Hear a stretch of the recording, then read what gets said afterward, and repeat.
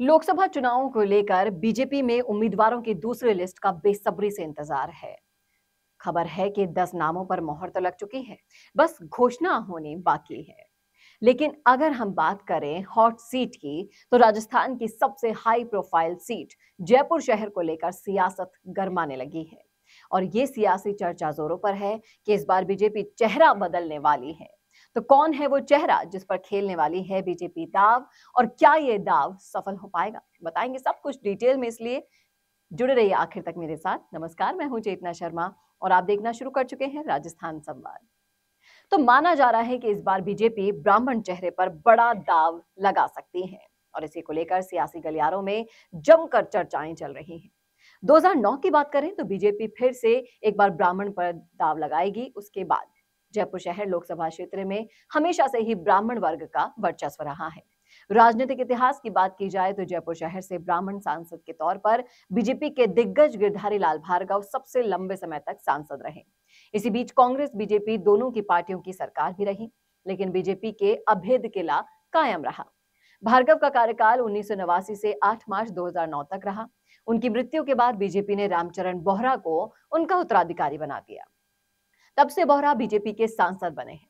हालांकि एक बार फिर से चर्चा है कि बीजेपी जयपुर में नए ब्राह्मण चेहरे के साथ दाव खेलने के मूड में दिखाई दे रही है। अब ये चेहरे कौन कौन से हैं, इसको भी मैं आपको डिटेल में बताती हूँ। तो जैसा कि मैं बात कर रही हूँ बीजेपी की दूसरी लिस्ट की, तो इसको लेकर जो सियासत चल रही है, उसमें आपको बता दूं कि रामचरण बोहरा जयपुर शहर से लगातार सांसद रहे हैं। लेकिन चर्चा इस बार यह है कि इस बार बीजेपी ने नए चेहरे पर दाव खेलने का प्लान बनाया है।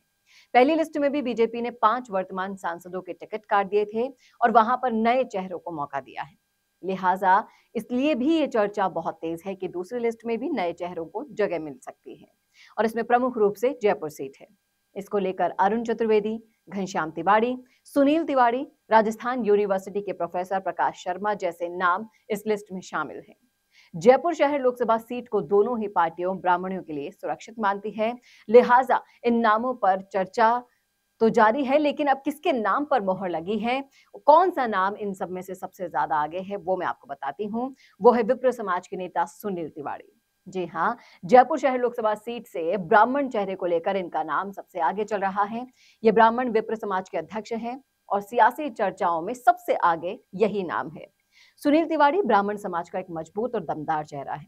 राजस्थान के ब्राह्मण समाज में सुनील तिवाड़ी की पकड़ और प्रभाव दोनों ही बहुत अच्छा है, और बीते कुछ सालों की बात करें तो उनकी राजस्थान और मूल रूप से जयपुर में सक्रियता काफी ज्यादा देखी गई है। ऐसे में सुनील तिवाड़ी की चर्चा जोरों पर है। सोशल मीडिया की माने तो सुनील तिवाड़ी का नाम भी काफी ट्रेंड भी कर रहा है, और ब्राह्मण समाज की ओर से सुनील तिवाड़ी को जयपुर शहर लोकसभा सीट से टिकट दिए जाने की मांग भी उनके समर्थकों द्वारा वहां उठाई जा रही है। इसी के अलावा सोशल मीडिया पर चल रहे ट्रेंड और ब्राह्मण समाज में सुनील तिवाड़ी के प्रभुत्व को देखकर ये अटकलें लगाई जा रही कि उनको टिकट मिल सकती है। आपको बता दूं कि सुनील तिवाड़ी ने इसी के साथ साथ 14 अप्रैल को समाज को एकजुट करने का और एक बड़ा सम्मेलन करने का आह्वान भी कर दिया है, ऐलान कर दिया है। अब बीजेपी में ब्राह्मणों की जो लॉबिंग बढ़ गई है, उसकी हम चर्चा कर लेते हैं। तो राजस्थान बीजेपी में कुछ समय से ब्राह्मण चेहरों को लेकर सियासत काफी देखी जा रही है। इसका एग्जाम्पल आप इस तरीके से भी देख सकते हैं कि राजस्थान की बीजेपी सरकार में मुख्यमंत्री के तौर पर ब्राह्मण चेहरा भजनलाल शर्मा जी को चुना गया। प्रदेश अध्यक्ष भी ब्राह्मण चेहरा सांसद सीपी जोशी बनाए गए। इसके अलावा भी बीजेपी की जो प्रदेश कार्यकारिणी है, उसमें अधिकतर महत्वपूर्ण पदों पर ब्राह्मण वर्ग देखने को मिला।